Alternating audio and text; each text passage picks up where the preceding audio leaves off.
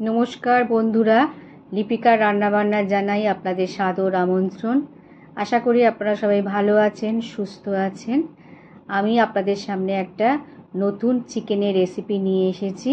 তার জন্য আমি 1 কেজি চিকেন নিয়েছি এবং তাতে আমি 2 চামচের মতো টক দই মাখিয়ে রেখে দেবো। কিছুক্ষণের জন্য আমি এটা ঢেকে রেখে দেবো।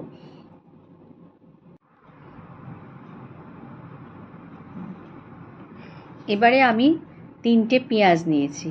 এবার 3টে পেঁয়াজকে আমি পাতলা পাতলা করে কেটে নিয়েছি আর 1.5 খানা টমেটো নেব। 1.5 খানা টমেটোটাকেও আমি কেটে নিয়েছি। এখানে আমি বেশি টমেটো দেব না, কারণ এখানে আমি টক দই মাখিয়েছি। এই টমেটোটা কম দেব। যদি টক দই আপনারা না দেন তাহলে টমেটোটা একটু বেশি দিতে পারেন। এবার কড়াটা গরম হয়ে গেছে, আমি এতে পরিমাণ মতো সর্ষের তেল দিয়ে দিলাম এবং তেলটা গরম হয়ে এসছে। এর মধ্যে একটু হলুদ আর নুন দেবো, কারণ আলুগুলোকে আমি ভেজে নেব। তাহলে এই হলুদ আর নুনটা দেওয়ার জন্য আলুর মধ্যে একটা সুন্দর কালার হবে।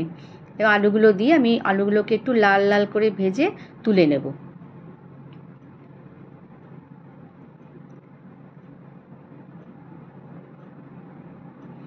এরপর আমি আর কোনো তেল আর দেবো না। আলুগুলোকে তুলে নেওয়ার পরে ওই তেলের ভেতরেই আমি যে পেঁয়াজটা কেটে রেখেছিলাম ওই পেঁয়াজটা আমি ওখানে দিয়ে দেবো। দিয়ে পেঁয়াজটাও আমি একটুখানি লাল লাল করে ভেজে নেব।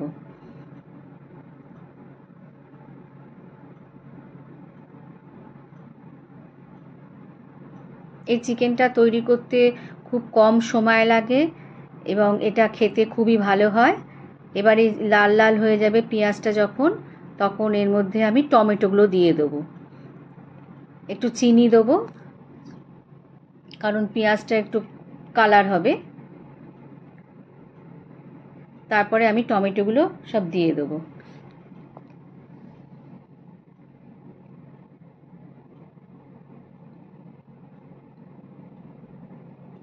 টমেটোটা দেবার পরে পেঁয়াজের সঙ্গে ভালো করে মিশিয়ে নিয়ে টমেটো যাতে একটুখানি গলে যায় সেজন্য আমি ওর মধ্যে একটুখানি নুন অ্যাড করব। নুন দিলে কী হবে, টমেটোটা একটু নরম হয়ে আসবে। আমি একটু ভালো করে 5 মিনিট ধরে পেঁয়াজ আর টমেটোটাকে কষে নেব। এর মধ্যে আদা রসুন পেস্টটা দিয়ে দিলাম 1 চামচের মতো, বড় টেবিল চামচের 1 চামচ পেস্টটা দিলাম। দিয়ে এবার ভালো করে আবার যাতে রসুনের গন্ধটা না বেরোয় ভালো করে একটু নেড়ে নিয়ে তারপরে এর মধ্যে আমি হলুদ গুঁড়ো দিয়েছি, যেটা আমি আপনাদের দেখাতে পারিনি। 1 চামচের মতো হলুদ গুঁড়ো, 1 চামচের মতো জিরে গুঁড়ো আর 1 চামচের মতো ধনে গুঁড়ো আর লঙ্কা গুঁড়ো। লঙ্কা গুঁড়োর পরিমাণটা আপনারা নিজেরা যেরকম ঝাল খান সেরকম বুঝে দেবেন। আর কালারের জন্য আমি এখানে 2 চামচের মতো কাশ্মীরি লঙ্কা গুঁড়ো দিয়েছি। দিয়ে এবারে আমি মশলাটাকে খুব ভালো করে কষে নেব এবং আঁচটা সিমে থাকবে। এবার ভালো করে কষে নিয়ে এবারে ভালো করে কষা হয়ে গেলে তলার মশলা যাতে তলায় না আটকে যায় সেই জন্য আমি একটুখানি জল দিয়ে দেবো।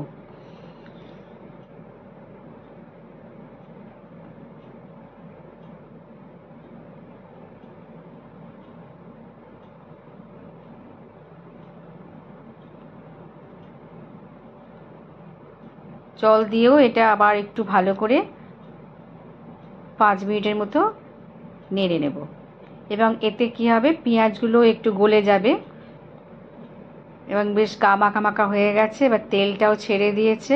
এতে আমি চিকেনগুলো তুলে দিয়ে দেবো। দিয়ে চিকেনগুলো ভালো করে মশলার সঙ্গে মিশিয়ে নেব। এই রান্নাটা করতে গেলে একটু কষিয়ে কষিয়ে রান্নাটা করতে হবে, তবে এই রান্নাটার টেস্ট খুব ভালো হবে।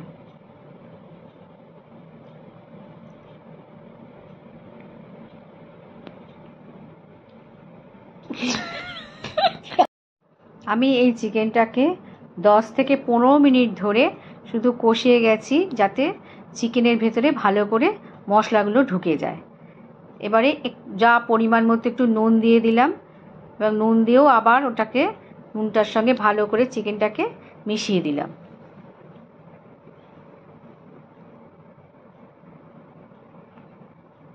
সমস্ত মশলা খুব ভালোভাবে চিকেনের সঙ্গে কষা হয়ে গেছে এবং আলুগুলো আমি এর মধ্যে দিয়ে দিয়েছিলাম।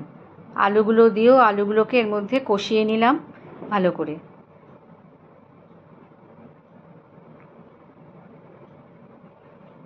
এবার তলাটা একটুখানি লেগে লেগে আসছে, এই সময় আমি পরিমাণ মতো জলটা ঢেলে দিলাম, কারণ এটা চিকেন কারি হবে, চিকেনে ঝোলও হবে না বা চিকেন কষা হবে না, সেরকম পরিমাণ মতো আমি এর মধ্যে জল ঢেলে দিলাম,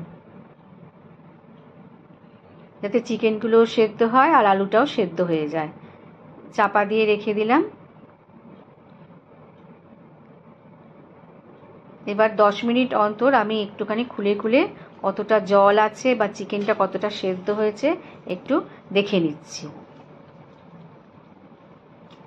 আর মশলাটাও যাতে তলায় না আটকে যায় সেজন্য একটু নাড়াচাড়া করে আবার এটাকে আমি চাপা দিয়ে ফুটতে দেব।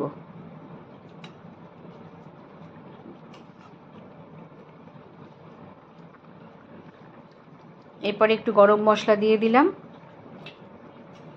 গরম মশলাটা ভালো করে মিশিয়ে নিলাম।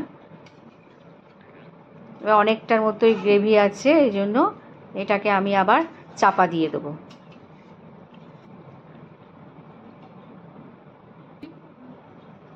দশ মিনিটের মতো রেখে চাপাটা খুলে নিলাম।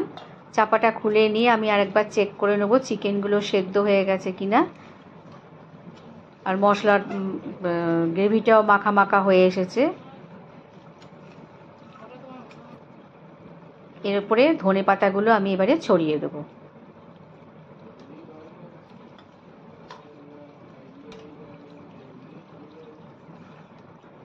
আঁচটাকে একদম কমিয়ে দিয়েছি।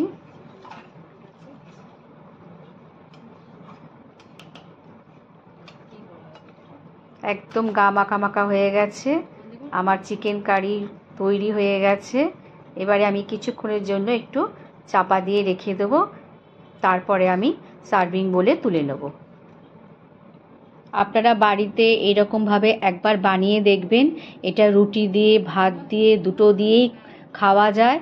এবং আপনারা যদি এটা ইউটিউব থেকে দেখে থাকেন তাহলে আমার চ্যানেলটিকে সাবস্ক্রাইব করে দেবেন, আর যদি ফেসবুক থেকে দেখে থাকেন তাহলে ফেসবুকটাকে ফলো করে রেখে দেবেন, এরকম নিত্য নতুন রেসিপি আপনাদের কাছে পৌঁছে যাবে।